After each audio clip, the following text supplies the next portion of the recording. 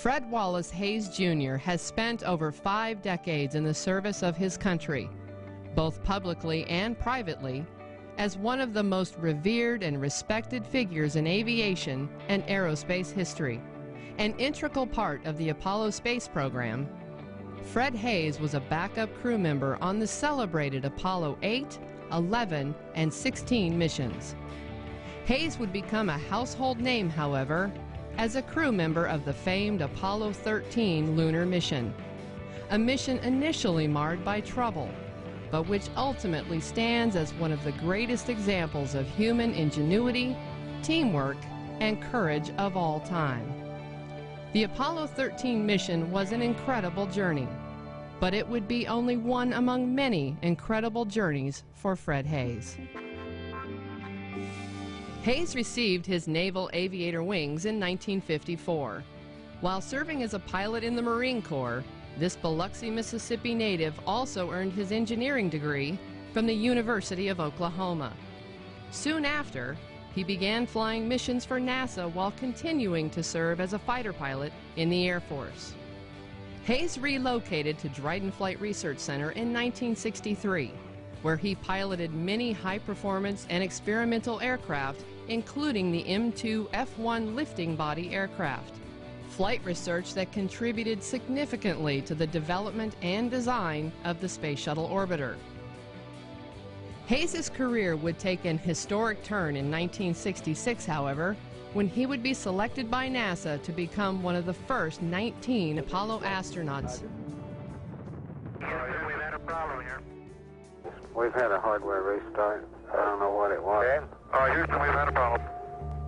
We've had a main Apollo 13 will be forever etched in the collective consciousness of the world. For 3 days in 1970, Haise and fellow crew members Jim Lovell and Jack Swigert fought for survival inside their crew module and on the world stage. Due to an oxygen tank explosion, the lives of the Apollo astronauts hung in the balance from the near beginning until the very end of the mission. Working closely with Houston ground controllers, Haise and his fellow crew members ingeniously converted their lunar module into a lifeboat, saving precious energy and oxygen, and ultimately their lives. The world breathed a sigh of relief with the safe return and dramatic end to the Apollo 13 mission. But Haise would be far from ending his involvement in groundbreaking, high-risk missions.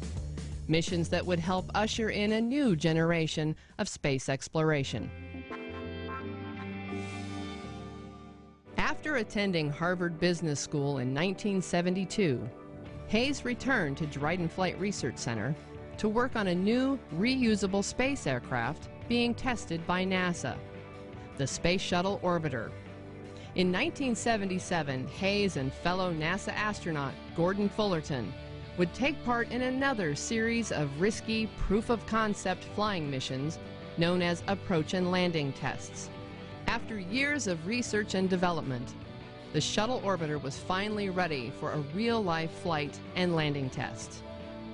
In an effort to test its flight control systems and flying characteristics, the pilots would separate from the 747 and fly the engineless orbiter to a runway landing. The success of the approach and landing tests were critical for the advancement of the Space Shuttle program. In 1981, the Space Shuttle Columbia was successfully launched and returned safely to Earth, the first mission in an unprecedented 30-year history of the Space Shuttle program. In his 20-year career with NASA, Haise logged over 9,000 hours in flight, in more than 80 types of air and spacecraft, spent over 142 hours in space, and took part in history-making missions that shaped space exploration as we know it today. With an extraordinary record of public service to his country, Fred Haise retired from NASA in 1979. With his extensive technical, practical, and academic background, Haise was recruited by the Grumman Aerospace Corporation as their Vice President of Space Programs. He would eventually become President of Grumman Technical Services until his retirement in 1996. Although officially retired, Haise continues to make an impact on communities and people around him.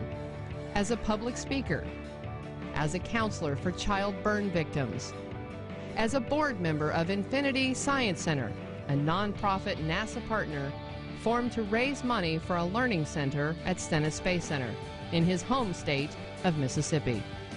His achievements have been recognized from the White House to the Air Force, from NASA to New York City, from Hollywood to Harvard, and everywhere in between. Fred Haise, pilot, astronaut, scholar, businessman, role model, American hero.